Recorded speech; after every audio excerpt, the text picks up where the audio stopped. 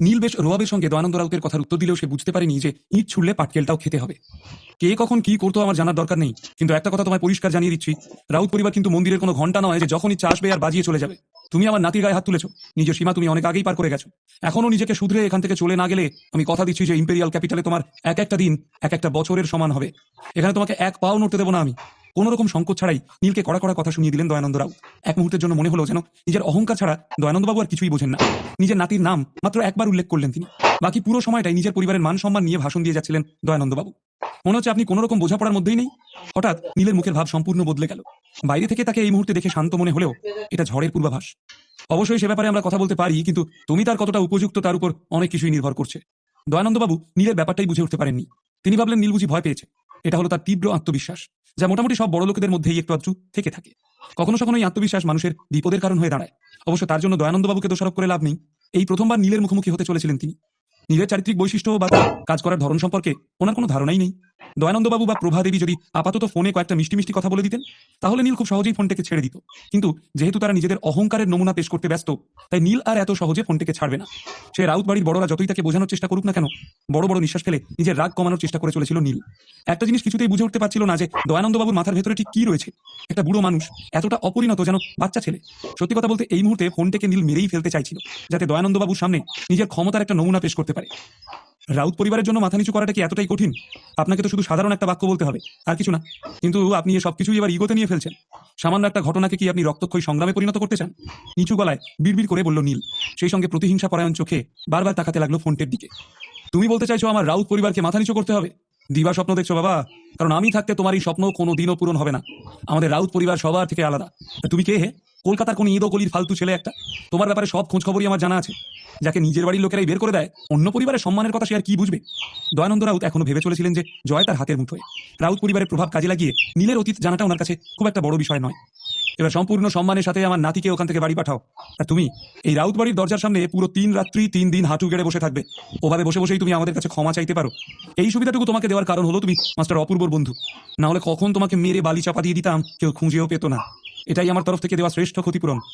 দয়ানন্দবাবু অপূর্বকেও রেয়াত করলেন না, কারণ রাউত পরিবারের মান সম্মানটাই তার কাছে শেষ কথা। অপূর্ব পুরোপুরি নীলের পাশে থাকলেও দয়ানন্দবাবু ভাবছিলেন ইম্পেরিয়াল ক্যাপিটালের অভ্যন্তরীণ বিষয় যখন, তখন অপূর্ব নিশ্চয়ই নীলকে বাদ দিয়ে ওনাদের পক্ষেই থাকবে। মনে হচ্ছে রাউত পরিবার নিজেদেরকে বিশাল বড় হনু ভাবতে শুরু করেছে। আর রইল বাকি আমার ক্ষমা চাওয়ার কথা। আমিও দেখতে চাই যে রাউত পরিবারের বংশপ্রদীপ নিভে যাওয়ার পরে বাড়ির লোকেদের আর বাড়ির কর্তার ঠিক কি অবস্থা হয়। নীলের মুখ চোখ এবার রাগে ফেটে পড়ছে। কথাটা বলার পরে দয়ানন্দবাবুকে আর কিছু বলতে না দিয়ে ওনার মুখের উপরই ফোনটা কেটে দিল নীল। অপূর্ব ধারা আর রাঘব নীলের পাশেই বসেছিল। তারা কেউ কিছুই বলল না। মনে সুখে ওয়াইনের গ্লাসে চুমুক দিতে লাগলো তারা। ঘরে উপস্থিত বাকিরা যদিও বুঝতে পারলো যে নীলের শরীরে তাপমাত্রা ধীরে ধীরে কমতে শুরু করেছে। তাকে দেখে রীতিমতো কাঁপুনি ধরে গেল বাকিদের শরীরে।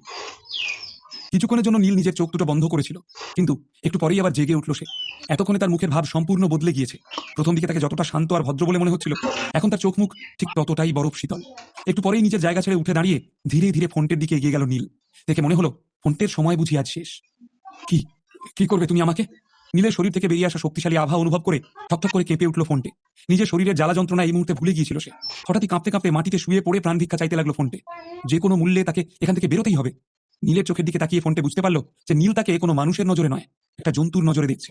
ধীরে ধীরে নিজেও একটা জন্তুতে পরিণত হচ্ছে সে। দেখো, আমার দাদু কিন্তু তোমাকে ফোন করে দিয়েছে। হ্যাঁ, আর কি চাই তোমার? নীল, দেখো রাগের মাথায় কিছু করে বসো না। তোমার বয়স এখনো কম। অপরাধের পথে তোমার চলাটা উচিত নয়। ফোনটের মাথা কাজ করছিল না। কি বললে নীলকে শান্ত করা যাবে কিছুতেই বুঝতে পারছিল না সে। কিন্তু তোমার দাদুর ফোনে কি কোনো কাজ হলো? না তো। আজ আমি সত্যিই দেখতে চাই যে রাউত পরিবারের ক্ষমতা ঠিক কতটা। তোমার দাদু দয়ানন্দ রাউত এত বয়স হয়ে গেল, কিন্তু বুড়ো এখনো নিজের বাড়ির সম্মান নিয়েই পড়ে রয়েছে। তোমাকে নিয়ে কারোর কোনো মাথা ব্যথা নেই। তুমি রাউত বাড়ির ছোট ছেলে, পরিবারের সম্মান বাঁচাতে তোমাকে নিজের আহুতি না দিতে হয়। কথাটা বলেই গটগট করে ফোনটের দিকে এগিয়ে গেল নীল। তার শরীর থেকে বেরিয়ে আসতে লাগলো প্রচন্ড শক্তিশালী আভা। সেই প্রচন্ড শক্তিশালী আভা অনুভব করে শুধু যে নন্টে আর ফোনটে মাটিতে ধপ করে বসে পড়লো তাই নয়, নিজের জায়গা ছেড়ে প্রায় লাফিয়ে উঠলো অপূর্ব ধারা পর্যন্ত। সত্যি কি নিজেদের ভুল স্বীকার করতে রাউতদের এতই সমস্যা? একটা বুড়ো মানুষ নিজের ফাঁপা অহংকার নিয়ে স্বপ্ন দেখছে আর মনে মনে ভাবছে যে আমি বুঝি ওর নাতির গায়ে হাত পর্যন্ত দিতে পারবো না। আজ রাতে ওদের আমি এমন শিক্ষা দেবো যে পুরো ইম্পেরিয়াল ক্যাপিটাল দেখতে পাবে আমি ওনার নাতির গায়ে শুধু হাতই দিতে পারি না, সেই সঙ্গে তাকে মৃত্যুর দোরগোড়ায় পর্যন্ত পৌঁছে দিতে পারি। ইতিমধ্যে ফোনটের কাছে পৌঁছে গিয়ে তার বুকে পা তুলে দিয়েছিল নীল। বেশ আস্তে করে ফোনটের বুকে একটা লাথি মারল নীল। জোর যথেষ্ট কম থাকা সত্ত্বেও ফোনটের প্রায় প্রাণ বেরিয়ে আসার জোগাড়। গভীর একটা নিঃশ্বাস নিয়ে বেশ কয়েকবার কেশে নিজেকে সামলানোর চেষ্টা করলো ফোনটে, কিন্তু নীলের সামনে চোখ তুলে তাকাবার সাহসটুকু পর্যন্ত তার নেই। নীল বারবার করে ফোনটিকে মারতে লাগলো আর আপ্রাণ হাত পা নাড়িয়ে নিজেকে বাঁচানোর চেষ্টা করতে লাগলো সে। একটু পরেই নীল একটু নিচু হয়ে কষিয়ে ফোনটের গালে মারলো এক থাপ্পড়। সারা ঘর গমগম করে উঠলো চড়ের শব্দে। নাক মুখ দিয়ে রক্ত পড়তে শুরু করলো ফোনটে। তবে এতেও ক্ষান্ত হলো না নীল। শার্টের কলার ধরে টানতে টানতে মাটি থেকে টেনে তুললো ফোনটিকে। তারপর টানতে টানতে জানলার দিকে নিয়ে যেতে লাগলো তাকে। এমনিতে তারা ক্লাবের 3 তলায় থাকলেও জানলা দিয়ে তাকাতেই বাইরের দৃশ্য তার থেকে আলাদা বলে মনে হলো। মানুষের ভিড় নিয়ন্ত্রণ করার জন্য নাইট ক্লাবের নির্মাতারা ক্লাবটাকে এমনভাবে তৈরি করেছিল যে এক একটা তলা প্রায় 2 তলার সমান। কাজেই ফোনটিকে এই মুহূর্তে নিচে ফেলে দিলে সে 3 তলা থেকে পড়লেও আসলে পড়বে 6 তলা থেকে, আর 7 তলা থেকে পড়লেই সব শেষ।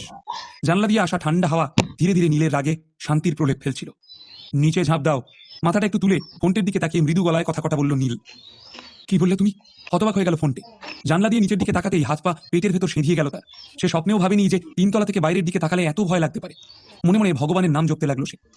কিন্তু ভগবানও বোধ হয় আজ তাকে বাঁচাতে পারবে না। বললাম যে এখান থেকে নিচে ঝাঁপ দাও। আমাকে তোমায় ধাক্কা দিতে বাধ্য করো না, কারণ আমি তোমাকে ধাক্কা দিলে তোমার মৃত্যু নিশ্চিত। কিন্তু তুমি নিজে থেকে ঝাঁপালে হয়তো ভাগ্য তোমার সাথে থাকলেও থাকতে পারে। ভাবলেশীন মুখে বলল নীল। তার এমন কথা শুনে আর চুপ করে বসে থাকতে পারলো না রাঘব। সাথে সাথে সোফা ছেড়ে নীলের দিকে এগিয়ে গেল সে। মিস্টার নীল, এটা আপনি করতে পারেন না। ফোনটে মরে যাবে। আজকের সমস্ত ঘটনায় সম্মানকে কেন্দ্র করে, তাহলে এখানে মানুষের জীবন নিয়ে খেলাটা জুড়ে গেল কখন? ও মারা গেলে কিন্তু ইম্পেরিয়াল ক্যাপিটালের মাথারা চুপ করে বসে থাকবে না। কয়েক সেকেন্ড চুপ করে থাকার পর রাঘব আবার বলল, আপনি সবে সবে ইম্পেরিয়াল ক্যাপিটালে এসেছেন। এত বড় একটা কাণ্ড ঘটালে মাস্টার অপূর্বও হয়তো আপনাকে বাঁচাতে পারবে না। এখানকার নিয়ম কানুন অনেকটাই আলাদা, আর এটা আমাদের এলাকাও নয়। মিস্টার নীল, আপনি তো জিতেই গিয়েছেন। এবার এই ব্যাপারটা এখানেই শেষ করুন। এসবের কোনো প্রয়োজন নেই। কার প্রয়োজন নেই? রাঘবকে সাথে সাথে মাঝপথে থামিয়ে দিল নীল। আমি এখানে কারোর বিরুদ্ধে মোকাবিলা করছি না।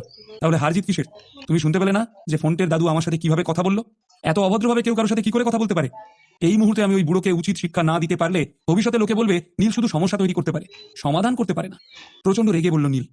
রাগের ফলে তার চোখ দুটো টকটকে লাল হয়ে উঠেছে। কিন্তু ফোন থেকে মারার তো কোনো দরকার নেই। এরকম আরো অনেক উপায় আছে যাতে রাউত পরিবারের সম্মান মাটিতে মিশে যেতে পারে। এই মুহূর্তে রাঘবের বুক উত্তেজনায় ঢিপঢিপ করছিল। নীল সত্যিই কাউকে মেরে ফেললে কি হবে? অপূর্ব ধারা সোফার ঠিক পাশেই দাঁড়িয়েছিল। এক নিঃশ্বাসে নিজের পুরো গ্লাসটা শেষ করে অত্যন্ত শান্ত গলায় সে বলল, ফোনটে রাউত একজন সেকেন্ড ক্লাস সিটিজেন। ওর মৃত্যু নিয়ে ইম্পেরিয়াল ক্যাপিটালে খুব একটা হইচই হবে না। আর হলেও ধারা পরিবার সহজেই সেটা সামলে নেবে। ব্যাপারটা আমরা এভাবে সাজাতে পারি যে আজ রাতে কেউ একজন ফোনটে রাউতকে সবার সামনে দারুণ অপমান করেছে। তাই অপমান সহ্য না করতে পেরে জানলা থেকে ঝাঁপ মেরে আত্মহত্যা করেছে ফোনটে। আসলে আমরা ওকে বাধা দিতেই চাইছিলাম, কিন্তু তার আগেই ও জানলা থেকে ঝাঁপ দেয়। ধূর্ত হাসি হেসে হাতের কাছে সমাধান হাজির করলো অপূর্ব। তার কথা শুনে অদ্ভুত দৃষ্টিতে তার দিকে তাকালো নীল। সে আশা করেনি যে অপূর্ব এ ব্যাপারেও তার পক্ষেই থাকবে। শুনলে না অপূর্ব কি বলল? ঝাঁপ দেওয়াটাই তোমার কাছে মুক্তির একমাত্র পথ। আমার ধৈর্য কিন্তু খুব কম, সময় নষ্ট করো না। নীলের চোখ অপূর্ব থেকে সরে আবারও এসে দাঁড়িয়েছে ফোনটের ওপর। তুমি তুমি বুঝতে পারছো যে ঝাঁপ দিলে আমি মরে যাব? ফোনটের হৃৎপিণ্ডের গতি এখন ট্রেনের থেকেও বেশি। এমনিতেই উঁচু জায়গায় দাঁড়াতে তার ভয় করে, আর এখন নিচের দিকে তাকিয়ে মাথা ঘুরতে শুরু করেছিল তার। সত্যি সত্যি কি তাহলে নিচে ঝাঁপ দেবে ফোনটে, নাকি নীল ধাক্কা দিয়ে ফেলে দেবে তাকে?